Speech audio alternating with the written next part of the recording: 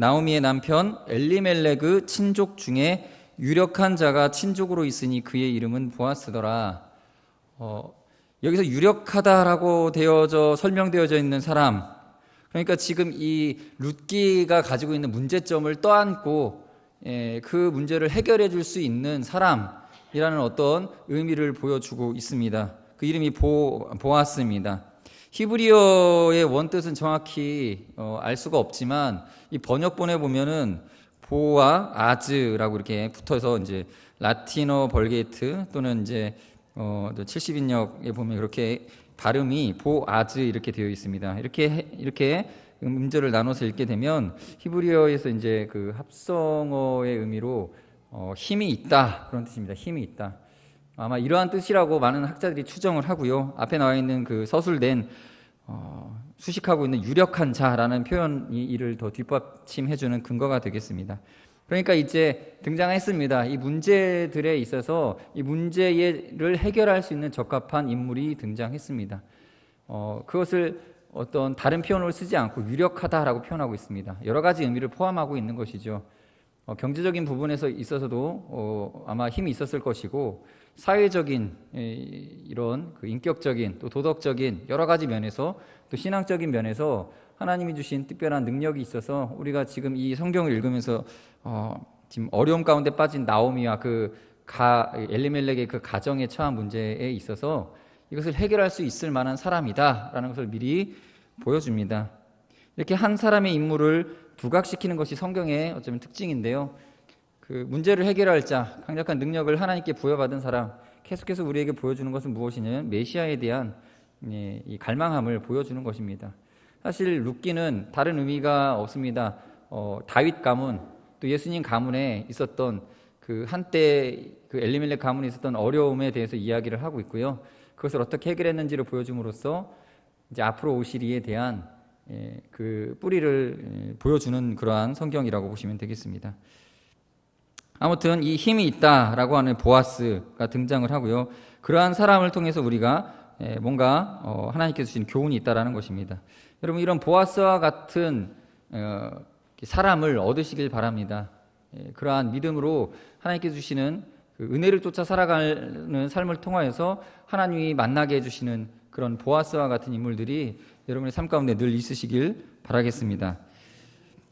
아무튼 이 보아스는요, 그 성경 그 유다의 족보를 보면 유다는 다말에게서 베레스를 낳고요. 베레스는 헤스론에게서 람을 낳고 람은 아비나답을 낳고 아미나답은 나손을 낳고 나손은 살몬을 낳고 살몬은 라합에게서 보아스를 낳았다. 그러니까 그 마태복음에 나오는 족보죠. 그 족보를 보면 그러니까 보아스의 어머님이 누구죠? 기생 출신 그 라합입니다. 라합은 어떤 사람입니까? 말 그대로 이방 여인이고 여리고 사람이었고 또 그 직업이 기생이었습니다. 근데 이 다윗 가문의 중요한 인물로 두각되어져 있습니다. 그러니까 이 기생 라합을 축복의 여인이 되게 한 무언가가 있었죠. 그게 무엇입니까? 여리고 전쟁에 있어서 그 정탐꾼을 숨겨주었던 것, 어떤 행위가 하나의 일단 근거가 된다면 또 다른 성경에서는 이를 믿음이라고 표현을 하고 있습니다. 이것도 믿음이다. 믿음 때문에 이 라합이라고 하는 이 여인, 앞서 말씀드린 것처럼 기생입니다. 그리고 이방 여인이었습니다. 남자도 아니고 여자였습니다. 그런데 이 여인이 보아스라고 하는 아들을 낳고 그 아들이 이제 다윗 가문의 이 시작점에서 그의 인격과 그 유능함을 보여주는 그런 인물로 보여집니다. 유력하였다라는 것을 보면 이 기생 라합이 유다 집안의 한 분파를 이루었고 또 땅을 제대로 분배받았고 또 하나님께서 축복해 주셔서 그가 여기 성경에 나온 것처럼 유력한 자라고 일컬어짐 받을 만큼 하나님께서 라합에게 축복해 주셨다라는 것이죠. 그럼 여러분, 우리가 무엇을 쫓아야 되겠습니까? 이러한 하나님의 은혜가 어디서 말미암았느냐 생각해 보시기 바랍니다. 출신도 아니고 성별도 아니고 자라온 환경도 아니었습니다. 그런데 그녀의 믿음이 그 결단 하나가 이 운명을 이렇게 바꾸어 놨다라는 것입니다. 우리도 우리의 인생과 운명을 바꿔놓을 수 있는 것은 딱 하나입니다. 믿음입니다. 믿음을 우습게 보시는 사람들이 있습니다. 가진 것, 이미 주어져 있는 것이 귀한 것이고, 또 물려받은 재산이 귀한 것이고, 또 그 사람의 생김새나 외모나 출신이나 교육이 중요한 것이고, 사람들이 말하는 그냥 그 사람의 사람 됨됨이, 실력, 능력, 이런 것들이 중요하다고 많은 사람들이 이야기하고 믿음을 그 다음으로 치는 경우들이 많이 있습니다. 그러나 가장 중요한 것은 무엇이냐면 믿음입니다. 믿음. 여러분들 사위를 얻으시려고 할 때, 여기 이제 어르신들이 계신데, 보아스와 같은 또는 라합과 같은 그 믿음의 사람, 믿음의 사람을 얻으시길 축복합니다. 물론 좀 어려울 수도 있습니다. 그러면 어떻게 하면 됩니까? 내가 믿음의 사람이 되면 되는 거죠. 여러분들을 통해서 은혜가 또 흘러나가는 것입니다. 보아스라고 하는 이 사람이 유능했던 이유는 어쩌면 이 어머님의 믿음 덕이었지 않겠는가? 당연한 것이죠. 어머님의 믿음 무시할 수 없는 것입니다. 그런 믿음의 어머님들, 또 시어머니, 장모 되시는 우리 귀한 믿음의 여인들 다들 되시길 바라겠습니다. 2절에 보시면 모압의 여인 룻이 나오미에게 이르되 원하건대 내가 밭으로 가서 내가 누구에게 은혜를 입으면 그를 따라서 이삭을 줍겠나이다 하니 나오미가 그에게 이르되 내 따라 갈지어다 하며 이렇게 기록되어져 있지요. 여기서 누구에게 은혜를 입으면 이라고 기록되어져 있는 이 구절, 히브리 원문을 직역하면 여기서 은혜를 입다라고 하는 표현은요, 은혜를 발견하다라는 단어를 쓰고 있습니다. 입다라고 우리는 그냥 쉽게 관용적으로 이해하기 쉽게 이렇게 표현을 했는데, 원문을 그대로 직역한 것, 그러니까 좀 우리가 잘 이해 못하더라도 원문대로 읽으면 이렇게 되어져 있죠. 내가 그 누군가의 두 눈에서 은혜를 발견한 사람을 따라 이삭을 줍겠나이다. 어렵죠, 이해하시기? 어떤 사람의 여기서 이제 발견되었다라고 하는 표현과 은혜를 입었다라는 표현이 은혜가 그 눈에서 발견되었다라는 뜻입니다. 그러니까 원문을 해석하면 그 눈 안에 은혜가 있는 사람. 그러니까 이 여인이 어떤 사람의 눈을 딱 쉽게 설명하면 어떤 사람의 눈을 바라봤는데 그 사람이 나에게 호의를 가지고 있다. 그러니까 나를 좋게 생각해주고 나에게 호의 베풀기를 원하는 마음이 그 사람에게 있다라는 것을 그 사람의 눈을 통하여서 발견하면 이게 원어의 그런 표현이죠. 이제 관용적인 표현인데 뭐 그렇게 길게 설명하겠습니까? 그냥 그 사람에게 은혜를 입으면 이런 표현으로 그냥 이해를 하는 것이죠. 내가 그 사람 두 눈에서 나를 향한 어떤 호의적인 마음, 은혜를 발견하면 그를 따르겠습니다. 이게 관용적인 표현이었기 때문에 그냥 쉽게 이해하라고 이렇게 성경은 해석해 주고 있는 것이죠. 여러분 이 시간 여러분 서로 한번 인사 나누는 시간을 가져볼까요? 아까 인사를 못 나눴는데 이렇게 인사 나눠 보시겠습니다. 옆에 있는 분들에게 내가 당신의 눈에서 은혜를 발견하기 원합니다.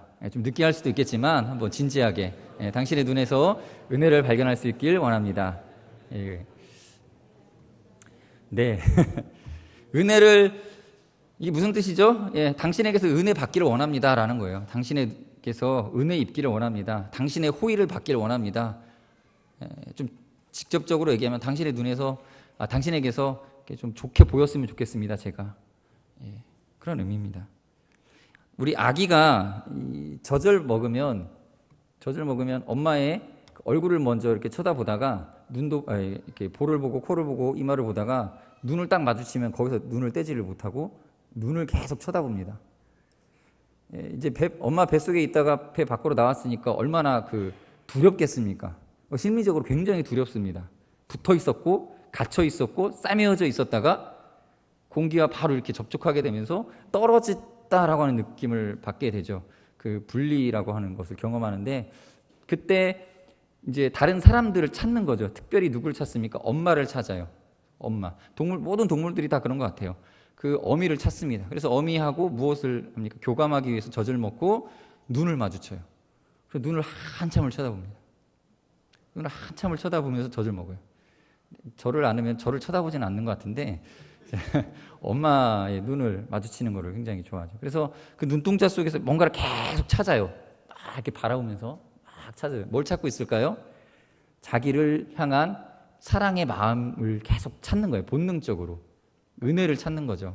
그래서 엄마의 눈에서 은혜를 발견하길 원합니다 하면서 계속 이렇게 은혜를 계속 발견하려고 찾는 거예요. 여러분, 은혜라는 것은 그러니까 어디에 있느냐면 나에게 있는 것이 아니라 타자에게 있는 거예요. 자기 외에 그 누군가의 눈 안쪽에 있다라는 거죠. 그 사람이 시선 그 안쪽에 그 눈 안을 뚫고 그 뒤쪽에 뭔가 있을 거라고 생각을 하죠. 사람들마다 그 눈동자를 바라보면서 그 사람의 내면 세계를 꿰뚫어 보기 위해서 계속 우리가 눈을 마주 보고 있지 않습니까? 뭐 보이지도 않지만 그냥 눈을 바라보면 그 사람의 마음을 다 보는 것 같은 느낌을 받아요. 그렇지 않습니까? 그렇게 그 사람에게서 그 사람의 내면에 있는 사랑과 은혜를 이렇게 뭐라고 할까요? 흡수하고 싶은 마음이 있다라는 거예요. 타인에게 있는 은혜. 그래서 여러분들이 주일날 교회를 와서 또는 주일이 아니더라도 어떤 교회에서 행사가 있으면 어제와 같이 바자회 같은 행사가 있으면 교회를 찾아오게 되는데 단지 물건 사러 오는 게 아닙니다. 단지 어떤 한 가지 다른 어떤 목적이 있어서 오는 게 아니라 사람들과의 교제 속에서 눈 마주치려고 오는 것 같아요. 눈 마주치고 그 눈으로 그 사람들에게 안에 있는 은혜를 발견하고 싶어서 오는 겁니다. 그렇게 찾아오시잖아요. 그렇죠?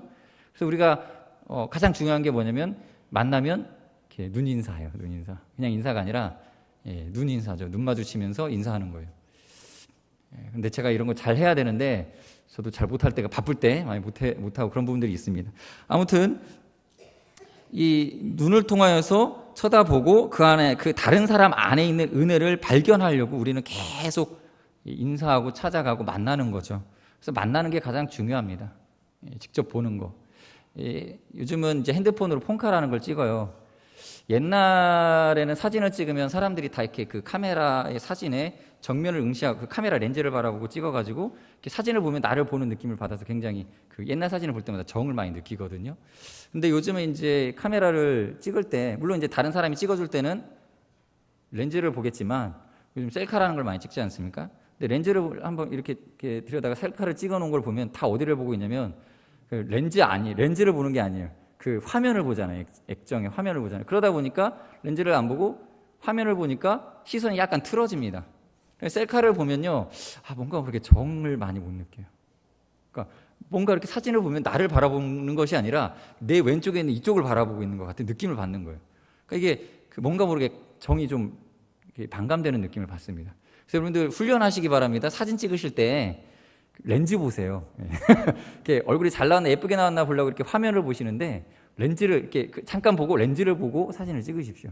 그래서 인터넷상에서 이제 여러분들 뭐 SNS를 많이 하면 사진들을 서로 이렇게 보게 되지 않습니까? 카카오톡 하면 카카오톡에는 프로필 사진 막 올리잖아요. 그러면은 이렇게 눈 마주치고 싶은 거예요. 사람들이 이제 이렇게 다른 사람의 계정을 들어가서 본다라는 건 그 사람 얼굴을 보고 싶고 그 사람의 인격을 느끼고 싶어서 들어가는 거거든요. 그럼 여러분들 되도록이면 프로필 사진, 자기 사진 올려놓으세요. 그 사람들이 자꾸 찾는 이유는 그 사람의 눈 마주치고 싶은 욕구가 있기 때문에 자꾸 찾아보는 거예요. 예전에 뭐죠? 싸이월드 이런 거 하면은 사진 있잖아요. 이렇게. 근데 어떤 친구 싸이월드를 들어가 보면은 자기 사진은 하나도 없어요. 본인 사진 하나도 없고 다른 연예인 사진, 뭐 자기가 먹은 거 사진 잔뜩 올려놓거든요. 나는 그 사람이 궁금해서 그 사람의 사진을 통해서 그 사람 얼굴이 이렇게 나를 응시하고 있는 그 사진을 보고 싶은 사실 저 목적이죠. 약간 제가 좋아하는 짝사랑하는 자매 막 이렇게 들어가서 막 그렇게 보기도 하고 예전엔 그랬어요. 총각 때는요. 지금은 아닙니다만 아무튼 그 사람을 보고 싶어서 그 사이트를 들어가는 거예요. SNS라는 거 하는 거예요. 그런데 자꾸 이상한 다른 사진들을 올려놓으면 답답하더라고요. 저는 약간 답답해요. 그 사람을 느끼려고, 그 사람을 보려고 갔는데 그 사람은 없고 그 사람이 좋아하는 다른 사진을 막 올려놓은 거예요. 그러니까 뭔가 모르게 허탕치고 돌아간 느낌. 여러분들 개인 사진 많이 올려놓으세요. 셀카 찍을 때 렌즈 보시고. 그게 참 마음을 따뜻하게 해주더라고요. 이렇게 나를 바라보고 있는 사진, 누군가가 정면을 응시하고 있는 그 사진. 여러분들 만약에 이거 좀 죄송스러운 말씀이어서 좀 조심스럽게 말씀드리고 싶으면 여러분들의 영정 사진, 여러분들이 셀카를 찍어갖고 이상한 데로 보고 있으면 좀 그렇잖아요. 여러분 우리는 이렇게 인격적인 관계를 어떻게 맺냐면 그 사람의 눈동자 속에 있는 은혜를 발견함으로써 얻는 겁니다. 그래서 여러분들이 사람을 바라볼 때 그 사람이 나에게서 은혜를 발견할 수 있도록 두 눈을 크게 뜨고 눈을 마주하면서 대해주시는 것이 참 중요합니다. 다음 주에 새생명 축제로 이제 새가족들 초청을 해오는데 사실 이거죠. 사람들이 교회를 찾아오는 이유는 한 가지 목적이 또 있어요. 뭐냐면 사회에서는 인격적인 어떤 따뜻한 사랑과 이런 교제를 이 사회라고 하는 그 직장이라고 하는 또 뭔가 이 이익을 서로 주고받는 관계 속에서 얻다 보니까 정말 그 뭔가 우리가 원초적인 인격적 사랑을 많이 못 느낍니다. 그런데 교회에서는 혹시 그게 있을 거라는 기대감을 갖거든요. 아무도 그걸 표현하지는 않지만 사실 그걸 가지고 찾아옵니다. 그러면 이 새가족들이 왔어요. 뭘 보고 싶냐면요.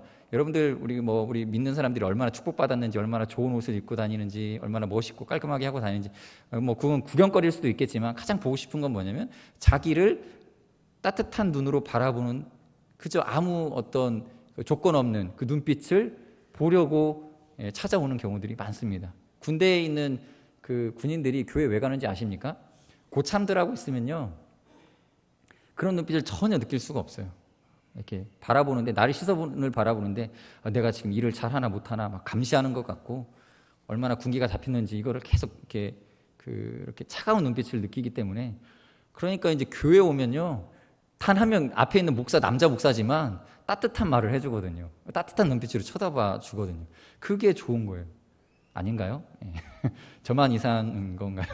그것도 있고요. 막 우리 그 군부대 이제 면회 이렇게 가면은 그 자매들이 말입니다. 네, 청년 자매들이 와가지고 율동 찬양을 막 해주는데 한 번씩 우연히 잠깐 0.3초 스쳐 지나가는 눈빛으로 바라봐 줬는데 거기에 막 크게 은혜를 받고 감동을 받아가지고 나 이제부터 교회 다닐 거야, 예수 믿을 거야 이러는 청년들 있다라는 거죠. 그게 단지 이성에 끌린 것만이 아니에요. 그런 눈빛이 없다라는 거죠. 그만큼 삭막한 곳이었기 때문에 그 눈빛을 보려고 왔다라는 것입니다. 여러분, 오늘부터 한 주간 은혜로운 눈빛을 장전하시기 바랍니다. 준비하셔서 쏴주시기 바랍니다. 다음 주에 이제 새 가족들이 오시는데 따뜻한 눈빛, 이것만 한 게 없습니다. 눈 마주쳐주고, 잘 모르지만 친절하게 웃어주고 바라봐주는 것. 우리 아기를 이렇게 어떻게든 눈 마주치려고 우리가 막 하지 않습니까? 그런 것처럼 우리의 마음이 그렇게 은혜롭게 그들에게 발견되어졌으면 좋겠습니다. 이제 3절에 보시면 이제 룻이 가서 베는 자를 따라 밭에서 이삭을 줍는데 우연히 엘리멜렉의 친족 보아스에게 속한 밭에 이르렀더라. 여기 보시면 우연히라고 기록되어져 있습니다. 룻이 가서 베는 자를 따라서 밭에서 이삭을 줍는데 우연히 엘리멜렉의 친족 보아스에게 속한 밭에 이르렀다. 여기서 이제 우연이라고 하는 단어가 마크레하라는 히브리어로서 우연한 기회를 말합니다. 우연한 기회, 뜻밖의 행운, 그런 의미입니다. 말 그대로 우리가 이제 세상 사람들이 말하는 그 운이 좋다. 우리도 종종 그런 표현 쓰죠. 운 좋았다, 운이 좋다.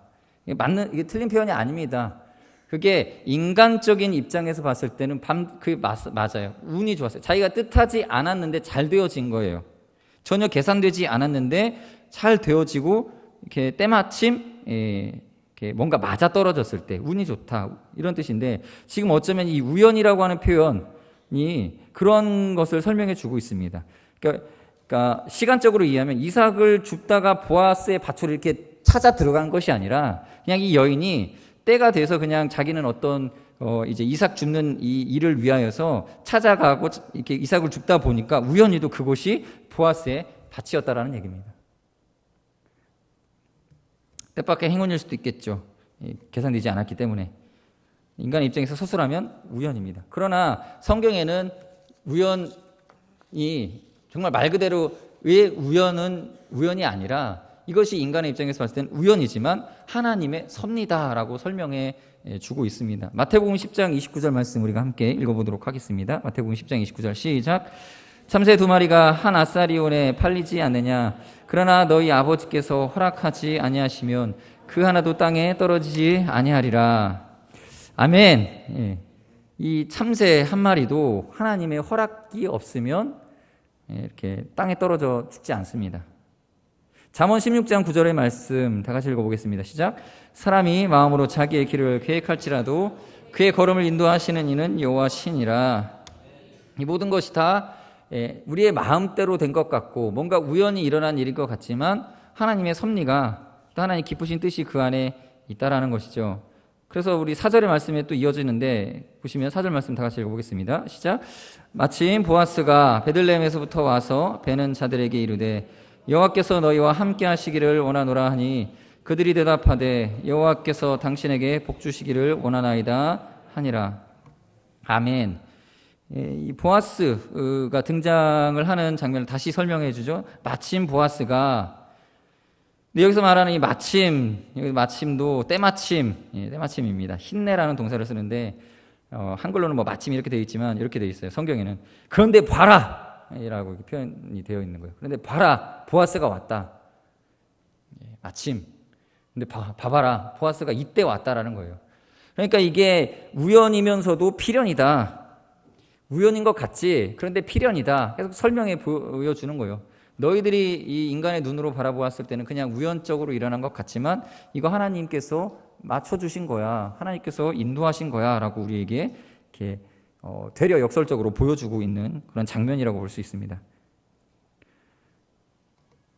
그렇게 그때 마침 보아스가 등장을 해요. 그러니까 룻은 이제 그 젊은, 생각해 보십시오. 룻이 이제 이 이삭 죽기를 시작하려고 하는 그 타이밍에 한번 생각해 보십시오. 이 이삭을 줍는 그 자리에는 많은 사람들이 이제 이삭을 이렇게 별을 베고 있을 텐데 그 뒤따라서 이삭을 주어야 되는 이 상황이, 이 젊은 여인네가 그런 일을 해야 되는데 밭에 나가서 이게 굉장히 불안정한 상태입니다. 안정적이지 못해요.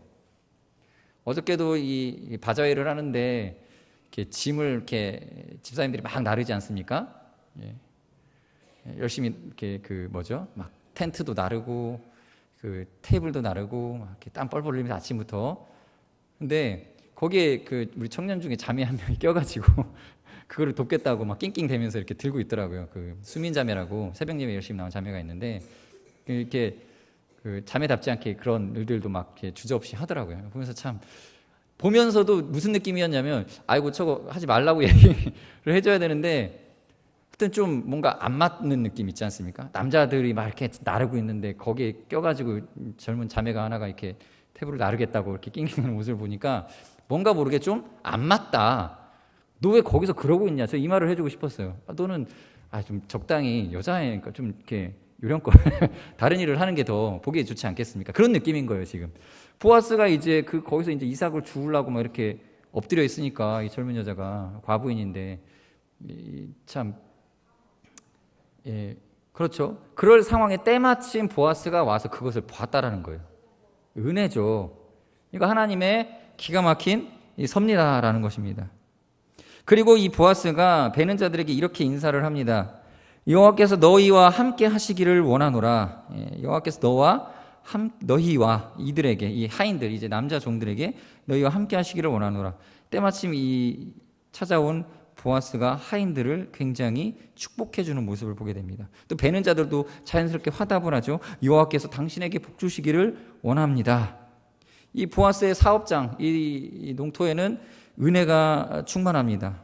이 노사 간에도 서로 존중하는 모습이 자연스럽게 있었습니다. 그것도 하나님의 여호와의 이름을 들어서 축복해주고 축복을 또 되받습니다. 이게 인사입니다. 이것이 보아스의 유력함이었다라고 우리는 이해하시면 좋겠습니다. 보아스는요, 어떤 면에서 힘이 있었느냐? 이러한 일꾼들을 부릴 수 있는 힘을 여기서 보여주는 것이 아니라 그런 일꾼들을 대함에 있어서도 인격적으로 매우 거룩하고 겸손했다라는 것입니다. 힘이 있으면 교만해지기 마련입니다. 힘이 있는 만큼 그 힘이 있는 것을, 그 힘의 존재를 느끼기 위해서 사람들은 이 아랫사람을 하대하는 경우들이 있습니다. 그런데 이 보아스는 힘이 있음에도 불구하고 이 아랫사람들을 향하여서 축복을 구합니다. 그렇게 인사함으로써 축복해주고 복을 나눔으로써 이 일을 시작하였고, 그리고 이제 이 보아스는 자연스럽게 그 자리에 어울리지 않게 서 있는 여인 하나를 보고, 당연하죠, 남자들 속에 여인 하나가 있으니까 물어보는 거죠. 5절의 말씀 보시겠습니다. 5절 말씀 읽겠습니다. 시작. 보아스가 베는 자들을 거느린 사환에게 이르되 이는 누구의 소녀냐 하니, 이제 물어보는 것입니다. 이 룻인데 이 여인이 누구인가 궁금한 건 당연한 것입니다. 그래서 물어봅니다. 때마침 찾아온 보아스가 그의 존재를 발견하고 그가 누구인가를 물어봅니다. 그러자 이제 거느린 사환이라고 기록되어져 있는 이 남자겠죠? 이 사람이 그에 대해서 이미 다 알고 있습니다. 사환인데, 여러분들 그 일터에 가면은 그 그 일을 이렇게 주관하는 그 관리소장 같은 격 사람이 있지 않겠습니까? 아마 그런 사람인 것 같습니다. 그 소장격인 이 사람이 이 룻에 대해서 자세히 설명을 해줍니다. 아마도 베들레헴 당시 그 지역에 왔던 나오미에 대해서 모르는 사람이 없었고 많은 소문이 돌았던 것으로 보여집니다. 이는 나오미와 함께, 나오미가 누군지 설명 안 해요. 그냥 나오미라는 사람이 너무 유명했기 때문에 당시에 나오미와 함께 모압 지방에서 돌아온 모압 소녀인데 그의 말이 나로 베는 자를 따라 단 사이에서 이삭을 죽게 하소서 하였고 아침부터 와서는 잠시 집에서 쉰 외에 지금까지 계속하는 중이니이다. 이제 보아스가 룻을 바라볼 때 뒤에 나오겠지만 이제 보아스는 룻에게 자비와 인애를 베풀어 줍니다. 그에 앞서 룻의 말이 이거죠. 자기가 누군가의 눈에서 은혜를 발견하면 그 사람을 따라가겠다라고 말했는데 그 은혜를 찾겠다고 나선 여인이 먼저 오히려 보아스의 눈에 띄어졌다라는 것이에요. 보아스의 눈에 먼저 룻이 발견되어집니다. 그러니까 룻은 은혜를 쫓았습니다. 그런데 하나님께서는 보아스로 하여금 룻의 은혜를 먼저 발견하게 하셨다라는 거예요. 그게 뭐냐면 이 여인네가 와서 나이든 어머니를 봉양하려고 지금 참 그 안타깝게 그 남자들 속에서 이 죽는 자리에서 이 벼를 베는 그 뒤를 따라다니면서 이삭을 죽겠다고 하는 이 모습이 여러분 어떻게 보였겠습니까? 그거를 먼저 보아스가 발견했다라는 것입니다. 여러분들 당시에는 그 추수가 끝나기 전에 그 밭에 들어와서 이삭을 줍는 것은 금지되어 있었습니다. 율법에 금지된 것이 아니라 그러니까 문화적으로. 그래서 남의 밭에 들어가서 이삭을 죽을 거면 추수 끝나고 들어가야죠. 그런데 이 룻이 요청한 건 뭐냐면 그냥 당신들 벼 베십시오. 그럼 난 뒤따라가면서 좀 죽겠습니다. 사실 조금 염치 없는 거거든요.